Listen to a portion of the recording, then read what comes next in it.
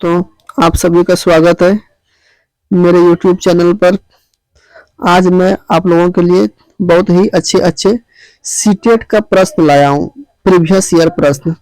तो इसमें करीब 15 प्रश्न हैं और इन 15 प्रश्नों को हम बहुत अच्छे तरह से करने वाले हैं। तो आइए हम बिना समय गवाए इन प्रश्नों को करना स्टार्ट करते हैं। तो सबसे पहला जो प्रश्न है उसमें आपका 55 नंबर लिखा हुआ है, तो हमको नंबर से उतना लेना देना नहीं होना चाहिए। हम सिर्फ प्रश्न और उसके उत्तर पर ध्यान देंगे, ठीक है मेरे दोस्तों। तो चलिए अब आगे बढ़ते हैं। पहला प्रश्न है, प्राथमिक स्तर पर ज्यामिति के अध्यापन के लिए वांछनीय प्रक्रिया पहचानिए। तो इसका कहने का अर्थ यह है कि आप बच्चों को प्राथमिक स्तर पर ज्यामिति पढ़ाने के लिए किस चीज को ज्यादा बढ़ावा देंगे।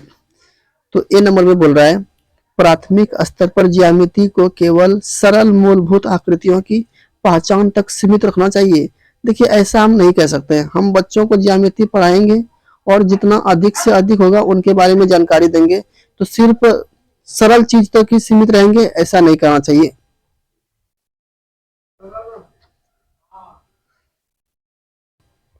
अगला ऑप्शन है, तो पहला ऑप्शन आपका गलत हो जाएगा। पहला ऑप्शन मेरा गलत। अगला ऑप्शन देखते हैं, अध्यापक को प्रारंभ में सरल आकृतियों की स्पष्ट परिभाषा देनी चाहिए और उदाहरण दिखाने चाहिए।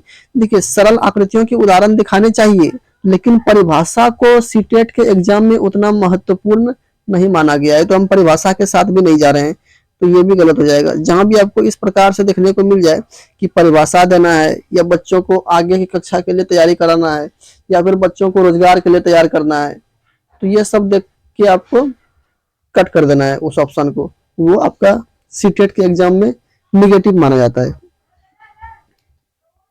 ठीक है। तो अगला ऑप्शन देखते हैं। सी नंबर में बोला गया है, बच्चों को प्रचुर अवसर दिए जाने चाहिए कि वे दिक् स्थान की अंतर्दर्शी समझ को विकसित कर सके। बिल्कुल सही बात है। इसमें क्या बोला जा रहा है आपको कि बच्चों को आप ऐसा अवसर दीजिए और अधिक मात्रा में अवसर दीजिए जहां कि बच्चे खुद से आकृति के बारे में गहरी समझ अपना विकसित कर पाए, तो ये आपका सही हो जाएगा।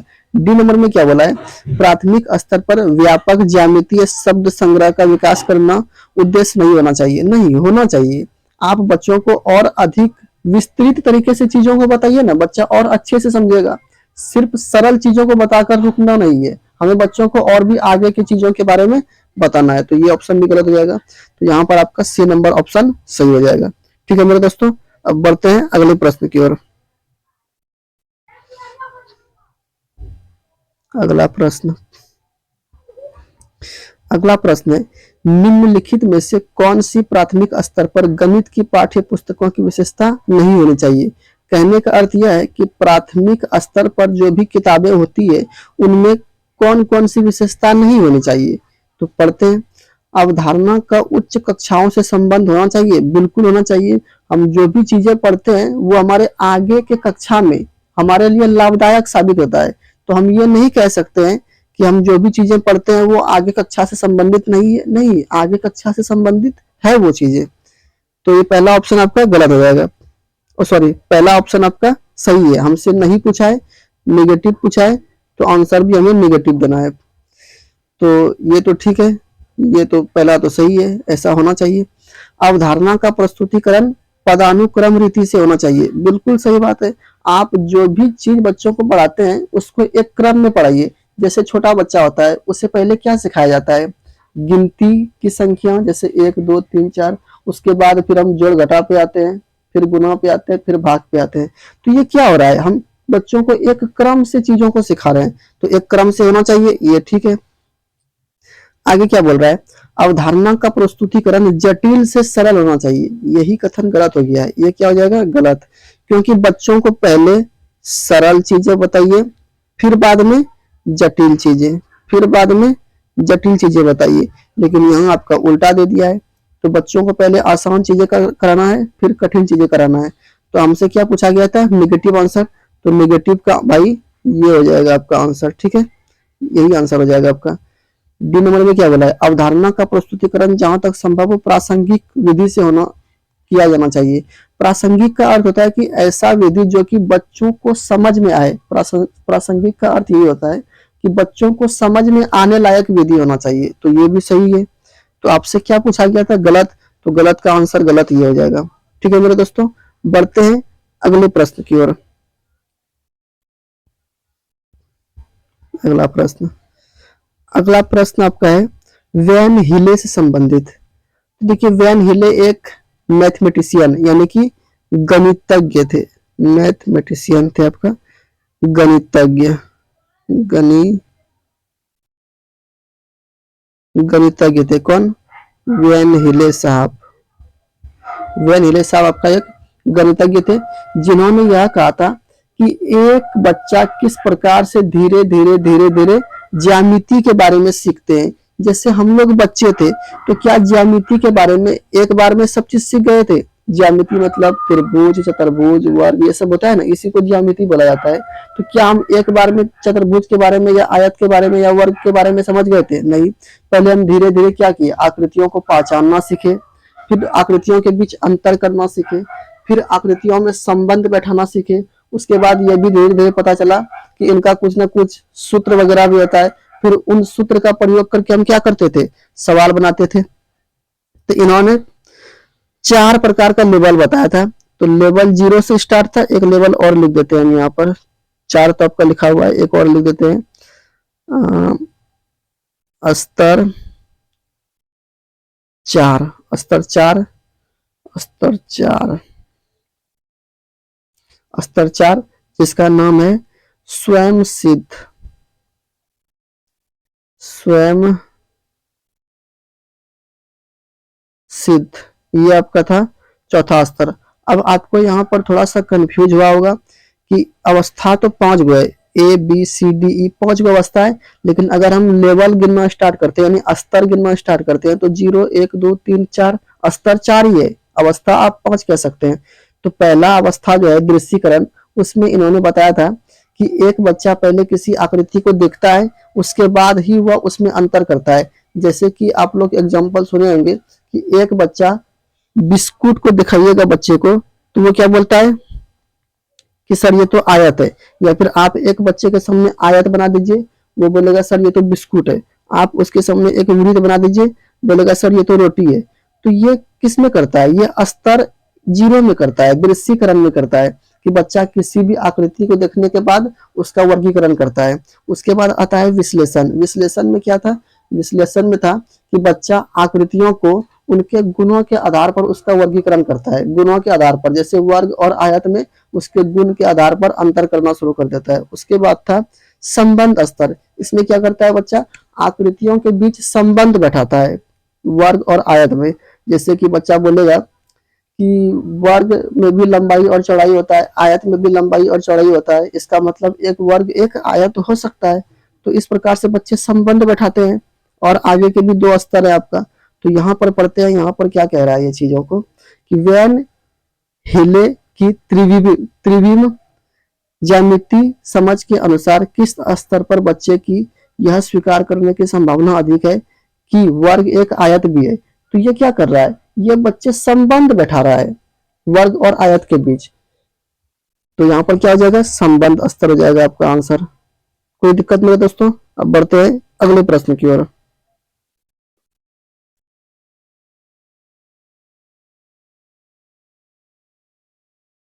तो अगला प्रश्न है गणित के शिक्षण अधिगम के विषय में निम्नलिखित में से कौन सा कथन सत्य नहीं है? तो पढ़ने के बाद ही पता चलेगा ऑप्शन में। गणितीय ज्ञान की रचना में संस्कृति और संदर्भों की कोई भूमिका नहीं है। नहीं, ये कथन गलत है। तो हमसे क्या पूछा गया क्वेश्चन में? नहीं। तो ये नहीं का आंसर नहीं हो जाएगा। कैसे? इसमें पूछा गया है कि गणित के शिक्षण अधिगम के विषय में निम्नलिखित में से कौन सा कथन सत्य नहीं है। बोल रहा है कि गणित किस किस चीज में काम आ सकता है। तो देखिए, हर चीज में गणित काम आता है। हम पूजा पाठ कराते हैं तो उसमें समय देखते हैं कि इतना बजे अच्छा मुहूर्त है, इतना बजे पूजा स्टार्ट होना चाहिए। या फिर कोई सामान खरीदते हैं या बेचते हैं तो उसमें भी गणित का जरूरत पड़ता है। जैसे कि कहीं जाना हो तो उसके टाइम देखते हैं, तो टाइम देखना भी एक गणित में ही आता है। तो ये सभी गणित है और हर जगह गणित यूज होता है। जो भी कार्य करते हैं हम अपने जिंदगी में, उसमें गणित का काम आता ही आता है। तो पहला ऑप्शन बोल रहा है कि गणितीय ज्ञान की रचना में संस्कृति और संदर्भों की कोई भूमिका नहीं है। होता है भाई, क्यों नहीं होता है। संदर्भ मतलब आसपास का परिवेश, परिवेश में गणित का ज्ञान का बहुत यूज होता है। जैसे कि हम दुकान गए, वहां से कुछ खरीद के लाए, तो 10 रुपया दिए, तो 10 रुपया में 5 रुपया का सामान लिए, 5 रुपया वापस कर दिया। तो ये सब क्या है, जोड़ घटाव गुना ही है ये सब। तो ये सब कैसे नहीं है हमारा काम का चीज। अब संस्कृति क्या है, जैसे कि कोई बच्चा मान लीजिए कि व्यापार घर से है, व्यापारी घर से है, तो उसके घर में दिन रात मैथ का काम होता रहता है। इतना बेचा सामान, उतना बेचा सामान, 2 किलो सामान लिया, 3 किलो सामान बेचा। तो ये सब बच्चों के जीवन के काम का होता है। तो हम ये नहीं कह सकते हैं कि संस्कृति और संदर्भों की कोई भूमिका नहीं है। तो हमसे आंसर क्या पूछा था, आंसर पूछा था हमसे गलत। तो गलत का भाई यही आंसर हो जाएगा। बाकी ये सब ठीक है। नमूनों के अवलोकन और सामान्यकरण से प्राथमिक कक्षा के विद्यार्थियों में गणितीय ज्ञान का सृजन किया जा सकता है। बिल्कुल, इन सब के माध्यम से हम गणितीय ज्ञान का को बढ़ावा दे सकते हैं बच्चों के अंदर। गणित क्या है, गणित एक तर्क वितर्क का सब्जेक्ट है। तो गणितीय ज्ञान के सर्जन में तर्क और वार्ता एक महत्वपूर्ण भूमिका निभाती है। बिल्कुल सही बात है। अगला ऑप्शन, गणितीय अधिगम एक सामाजिक प्रक्रिया है जिसमें संवाद सम्मिलित है। ये भी बिल्कुल सही है। तो हमसे गलत पूछा था, तो गलत का भाई आंसर पहला ही हो जाएगा। चलते हैं अगले प्रश्न की ओर।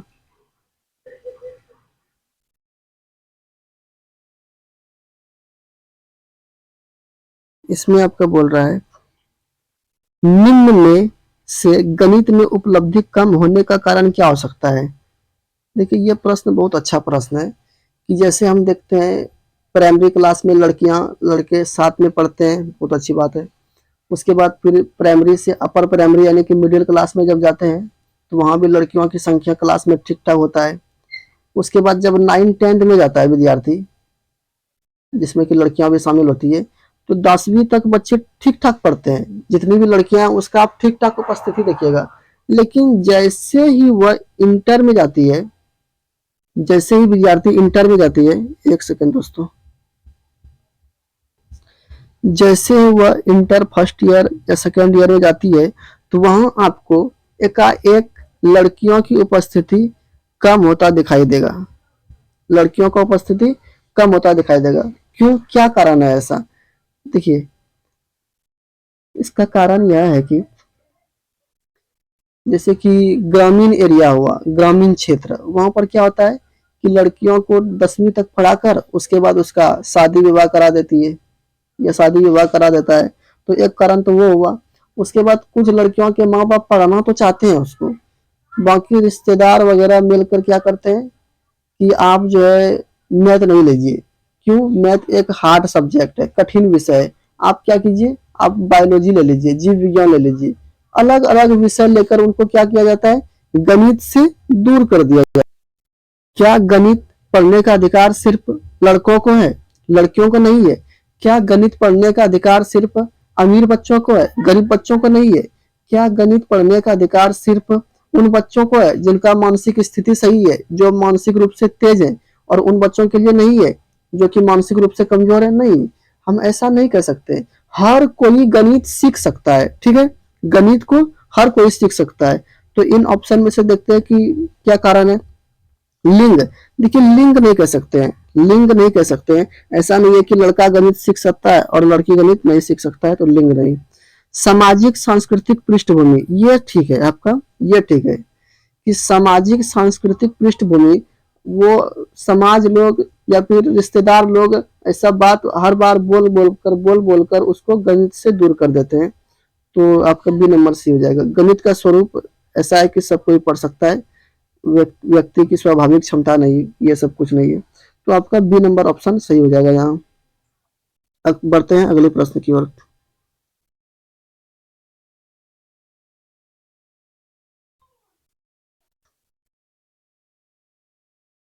उसके बाद, सुक्ति गणित अधिगम प्रारंभ घर से होता है। इसका अर्थ है, देखिए सुक्ति का मतलब होता है कि एक अच्छी युक्ति। तो यहाँ बोल रहा है प्रश्न आपका कि अच्छा गणित का जो प्रारंभ है वो घर से ही होता है। इसका क्या कारण है। देखिए, घर से प्रारंभ होने का अर्थ यह है कि ऐसा नहीं है कि बच्चा स्कूल जाता है तो वो कुछ भी नहीं जानता है स्कूल जाने से पहले, और स्कूल जाने के बाद ही वो सब चीज सीखता है। हम ऐसा नहीं कह सकते हैं। जब वो 5 साल के पहले घर में रहता है तो दुकान वगैरह जाता है, थोड़ा बहुत जोड़ घटाव का नॉलेज उसको हो जाता है कि 4 रुपया का सामान लिए 10 रुपया दिए तो कितना वापस करेगा, उसको इतना नॉलेज हो जाता है। तो इस प्रकार से हम कह सकते हैं।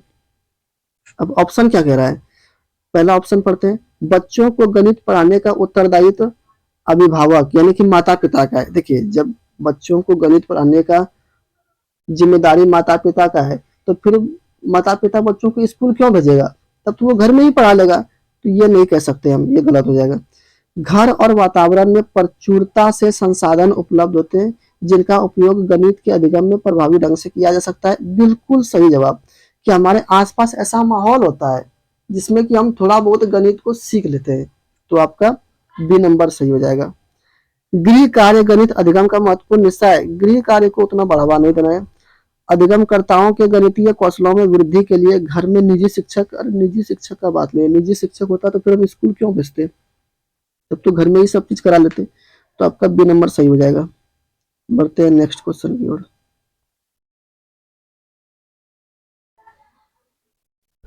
निम्नलिखित में से कौन सा कथन उचित है।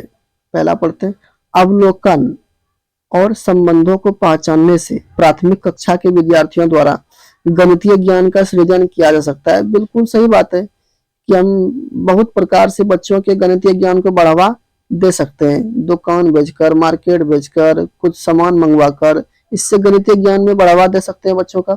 गणित का अधिगम एक सामाजिक प्रक्रिया है जिसमें संवाद और वार्ता सम्मिलित है, ये भी सही है। गणित की अधिगम में तर्क वितर्क की महत्वपूर्ण भूमिका है। बिल्कुल सही बात है, गणित तो है ही आपका एक तार्किक विषय, इसमें तर्क वितर्क तो शामिल है ही। डी नंबर में क्या बोल रहा है, कक्षा में गणितीय समझ के सृजन में यानी गणितीय समझ को बढ़ावा देने में संस्कृति की कोई भूमिका नहीं है। ये बात गलत हो गया ना, संस्कृति की भूमिका है। अभी हम बोले आपको कि जैसे कोई बच्चा व्यापारी घर से है तो उसको सवाल वगैरह समस्या सॉल्व करने में ज्यादा कठिनाई का सामना नहीं करना पड़ता है, तो संस्कृति की भूमिका है। तो यहाँ पर उचित कथन बोला है तो ए सही हो जाएगा, बी सही हो जाएगा और सी सही हो जाएगा, डी गलत, यानी ऑप्शन नंबर आपका ये सही हो जाएगा।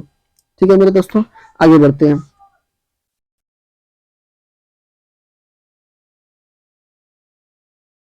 अगला प्रश्न, सड़क विक्रेताओं और दुकानदारों द्वारा प्रयोग में लाए जाने वाले गणितीय कौशल और सामर्थ्य के संबंध में निम्नलिखित में से कौन सा कथन सत्य है। कहने का अर्थ यह है कि जैसे कि हम कई बार मार्केट जाते हैं तो दुकान वगैरह रहता है या फिर सड़क के किनारे कोई ठेला वाला सब्जी लेकर बैठा होता है तो वो भी गणित का यूज करता है, वो भी गणित का उपयोग करता है। अब उनके बच्चे किसी दिन पापा दुकान पर नहीं गए तो उसका बच्चा बैठ जाता है तो वो भी कुछ ना कुछ जोड़ घटाव वहां से सीख लेता है।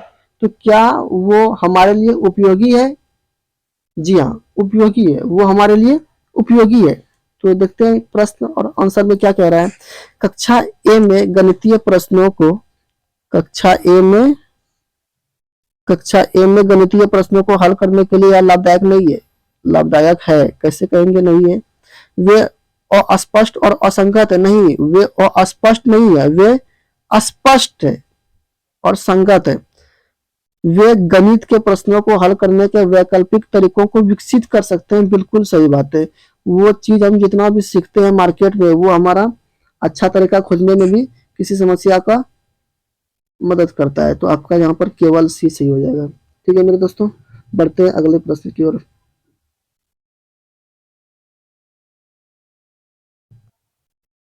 अगला प्रश्न क्या है, निम्नलिखित में से कौन सा कथन गणित पाठचर्या में शाब्दिक समस्याओं के उद्देश्य का उपयुक्त वर्णन करता है। कहने का अर्थ यह है कि बहुत बार जो होता है आपका सिर्फ अंक ही सवाल नहीं होता है, इस प्रकार से भी कई सवाल होते हैं कि 4 किलो चावल का दाम 20 रुपया है तो 5 किलो चावल का दाम कितना होगा।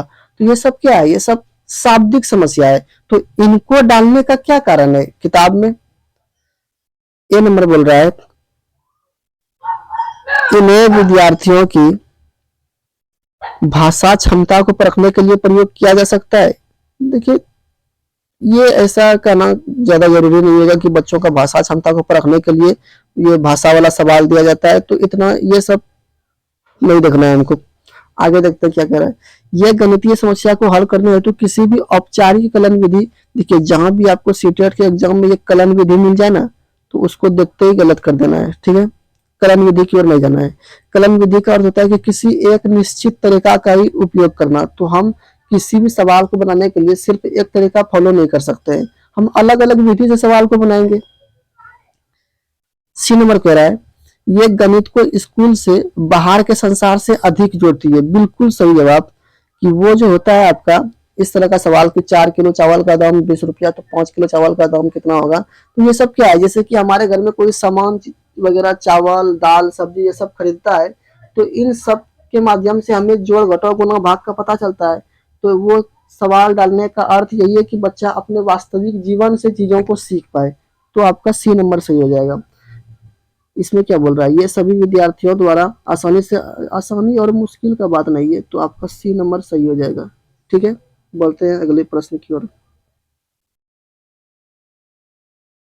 गणित के शिक्षण अधिगम में निम्नलिखित में से कौन सा लक्षण रचनात्मक प्रक्रिया का नहीं है। क्या बोल रहे हैं, रचनात्मक प्रक्रिया का नहीं है। आंसर में आपसे नेगेटिव पूछा है, तो नेगेटिव का आंसर भी हमें नेगेटिव देना है। नेगेटिव पूछा है तो नेगेटिव आंसर देना है। कक्षा प्रारंभ करते समय विद्यार्थियों की प्रारंभिक समझ का आकलन करना, बिल्कुल सही बात है।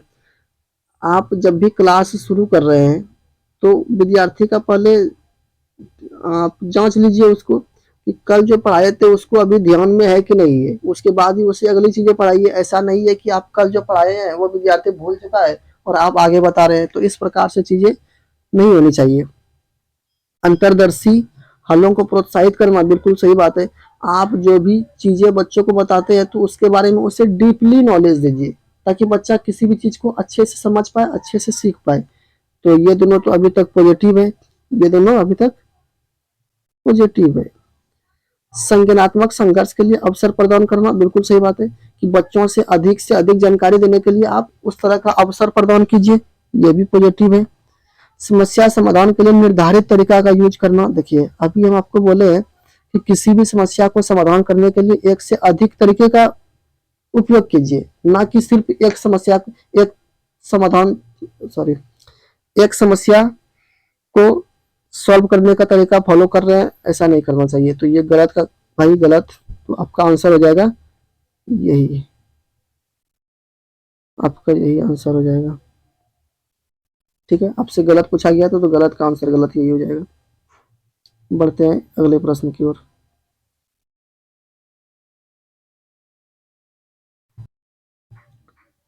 तो ये रहा आप लोगों के सामने अगला प्रश्न।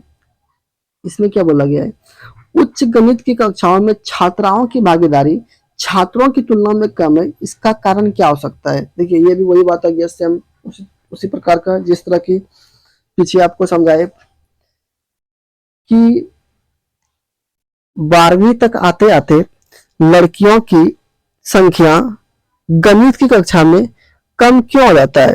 तो वही रिश्तेदार वगैरह होता है, वो बोल देता है कि बेटी आप ना जीव विज्ञान ले लो, इकोनॉमिक्स ले लो, अरे मैथ क्या पढ़ना, मैथ ये अच्छा विषय नहीं है, अरे ये तो बहुत कठिन विषय है। इस प्रकार से बोल बोलकर उनको मैथ से दूर कर देते हैं। फिर बाद में उन्हें लड़कियों को समस्या सॉल्व करने में काफी कठिनाई का सामना करना पड़ता है। तो इस प्रकार से चीजों को नहीं करना चाहिए। ऑप्शन देखिए किस प्रकार से दिया हुआ है। ऑप्शन में बोला है आपका छात्राओं की तुलना में पुरुष छात्र गणित में बेहतर होते हैं। अरे ये कौन बोल दिया कि जो है मैथ पढ़ने में सिर्फ लड़के बेहतर होते हैं, लड़कियां बेहतर नहीं होती है। लड़कियां भी बेहतर होती है, आप बस उसको एक बार मौका तो दीजिए। आप लोग उनसे मैथ को दूर कर देते हैं, फिर बोलते हैं कि ये लड़के तो बेहतर होते हैं, लड़के तो ये होते हैं, लड़के वो होते हैं। लड़कियों को भी उतना मौका मिलना चाहिए जितना कि आप लड़कों को मौका देते हैं। तो पहला गलत हो जाएगा। बी नंबर में क्या बोला है, गणित एक बहुत ही कठिन विषय है और छात्राओं के पास गणित पढ़ने का रुझान नहीं है। मतलब रुझान का अर्थ कह सकते हैं कि मन नहीं है, वो गणित में इंटरेस्ट नहीं लेते, तो ये कहना गलत होगा। कठिन है तो क्या सिर्फ लड़के ही पढ़ सकते हैं, और ऐसा क्या करना जो कि सिर्फ लड़के ही कर सकते हैं, लड़की नहीं कर सकती है। हाँ ये होता है बहुत बार कि लड़कियां जो कर सकती है वो लड़के नहीं कर सकते हैं। जैसे घर में बहुत अच्छे से खाना बनाना हो तो लड़के कई बार नहीं बना पाते हैं, लड़कियां बना लेती है। तो सिर्फ लड़कियों का स्थान रसोई घर में ही नहीं होना चाहिए। ये कहने का अर्थ यह नहीं है कि लड़कियां खाना अच्छी बना लेती है तो उससे खाना बनवाओ, नहीं। आप लड़की से वो करवाइए जो कि आप लड़कों से करवाते हैं। लड़के नौकरी करेंगे, लड़कियां भी नौकरी करेंगे, दोनों अच्छे से रहेंगे। अगला देखिए, सामाजिक और शिक्षकों की अपेक्षाएं जेंडर पर आधारित है। बिल्कुल सही बात है। यहाँ पर बांट देता है, टीचर मिलके, समाज मिलके, घर वाले मिलके, रिश्तेदार मिलके, कि लड़कियों को मैथ नहीं पढ़ाना है और लड़कों को मैथ पढ़ाना है। तो आपका इसका कारण पूछा है तो कारण ये हो जाएगा, तो ऑप्शन नंबर सी आंसर हो जाएगा इसका। ठीक है, उम्मीद करते हैं कि आप लोग इस प्रश्न को समझेंगे। बढ़ते हैं अगले प्रश्न की ओर।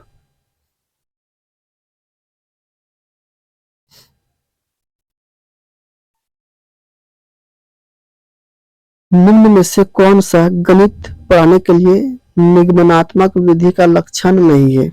देखिए, निगमनात्मक विधि दो प्रकार का विधि होता है।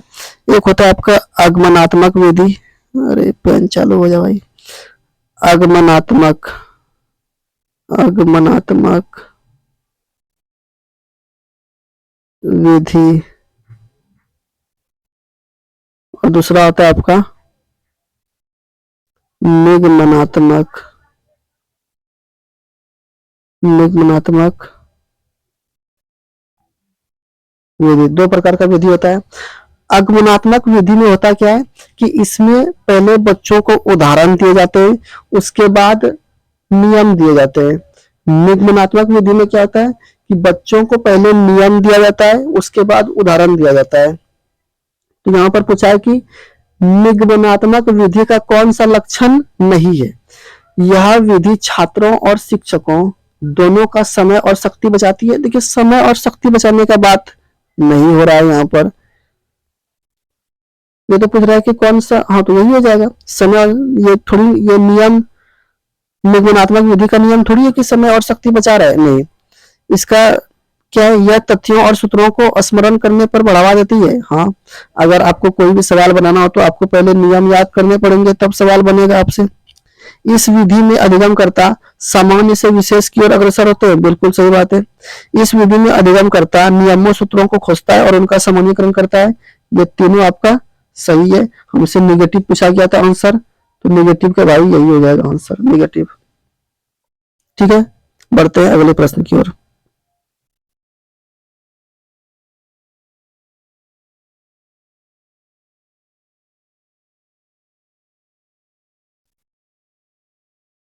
गणित की पदानुक्रम प्रकृति है। बिल्कुल सही बात है। गणित एक क्रम में चलता है एवं अवधारणाएं तर्कसंगत, संरक्षित और संबंधित है। गणित क्या है हमारा? एक तार्किक सब्जेक्ट है। निम्न कथनों में से कौन सा इसकी व्याख्या के लिए अत्यंत उपयुक्त है? पहला ऑप्शन बोला गया है, योग की अवधारणा के निर्माण के बाद गुणन आता है। ये तो सही है कि हम या आप जो भी सीखे थे बचपन में, तो पहले क्या सीखे थे? पहले जोड़ सीखे, उसके बाद घटाओ सीखे, उसके बाद गुना सीखे।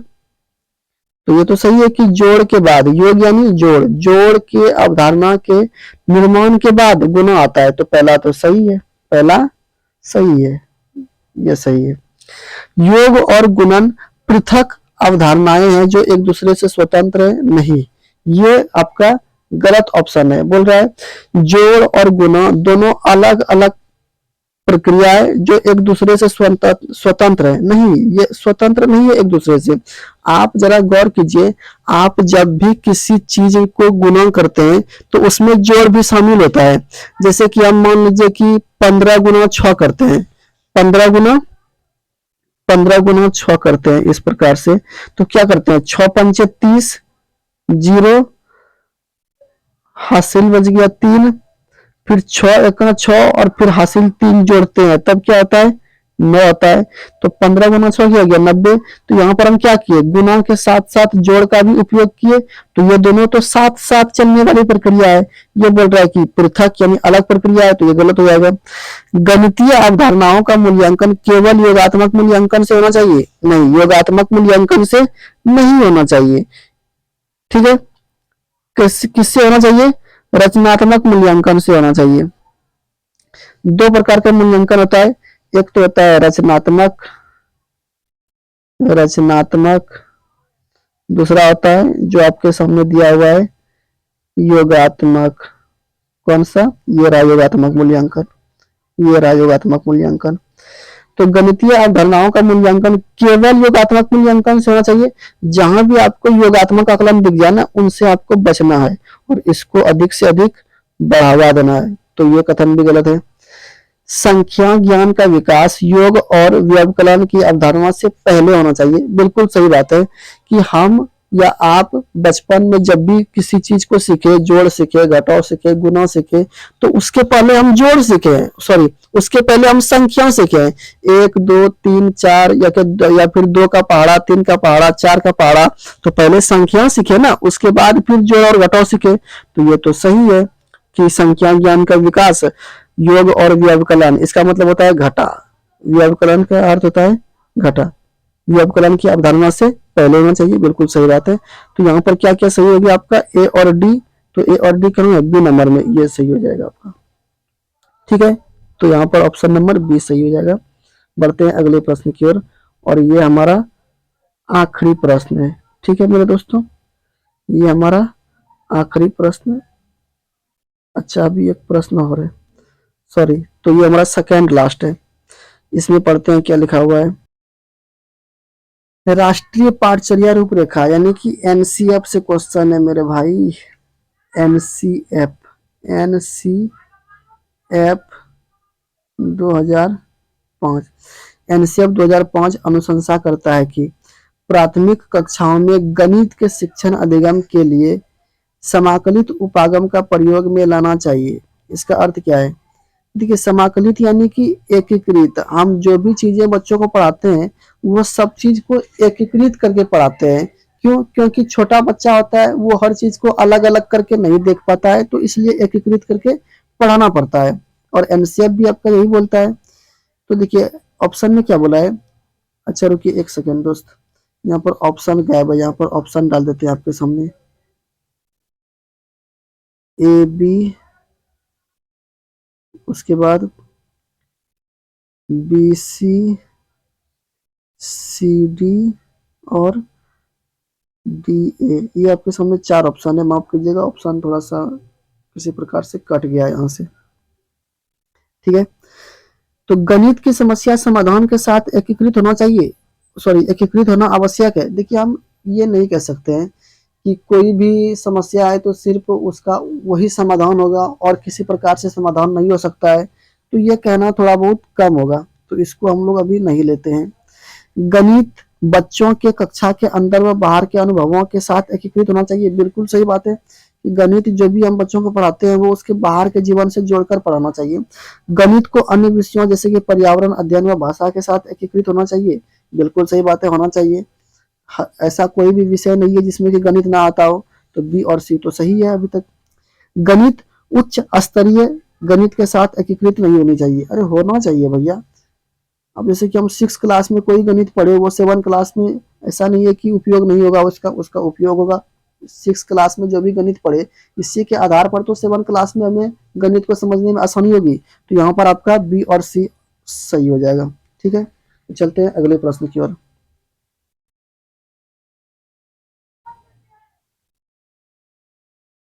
ये है हमारा लास्ट प्रश्न। ठीक है, एक बच्चे से यह पूछने पर कि क्षेत्रफल क्या है, उसने लंबाई गुना चौड़ाई से उत्तर दिया। क्षेत्रफल की अवधारणा के बारे में बच्चे की समझ के बारे में आप क्या कह सकते हैं? देखते हैं। बच्चे को क्षेत्रफल की अवधारणा के बारे में कोई जानकारी नहीं है। नहीं, उसको जानकारी है, क्षेत्रफल के बारे में जानकारी है, तभी तो वो जो है लंबाई गुना चौड़ाई बता दिया, लेकिन उसको निश्चित सीमित जानकारी है। तो ये नहीं कह सकते हैं कि उसको जानकारी नहीं है, जानकारी है। अगला क्या है? बच्चे ने किसी भी बंद आकार के क्षेत्रफल के सामान्य विचार को आयत के क्षेत्रफल के रूप में उपयोग किया। बिल्कुल सही जवाब, यही सही हो जाएगा। यहाँ बच्चे से यह पूछा कि क्षेत्रफल क्या है, तो उन्होंने लंबाई गुना चौड़ाई आंसर दे दिया, यानी कि उसको सिर्फ आयत का क्षेत्रफल के बारे में ही पता था। उसको ये नहीं पता था कि वर्ग का क्षेत्रफल अलग होता है, वृत्त का क्षेत्रफल अलग होता है। उन्होंने सबको आयत के क्षेत्रफल का सूत्र के रूप में बांट दिया। तो यही होगा इसका आंसर। ठीक है, बच्चा सही कह रहा है कि क्षेत्रफल लंबाई गुना चौड़ाई अरे क्षेत्रफल सिर्फ लंबाई गुना चौड़ाई ही नहीं होता है, भुजा स्क्वायर भी होता है, एल गुना बी गुना एच भी होता है। बच्चा क्षेत्रफल और परिमाप की अवधारणा के बीच उलझन में नहीं है भैया। तो आपका आंसर नंबर 20 सही हो जाएगा। तो ये आपके 15 से 16 प्रश्न थे। तो उम्मीद करता हूँ कि आपको ये चीज़ें अच्छा लगा होगा। ऐसे ही हमारे साथ अंत तक बना रहिए और मेरा सपोर्ट करते रहिए। धन्यवाद।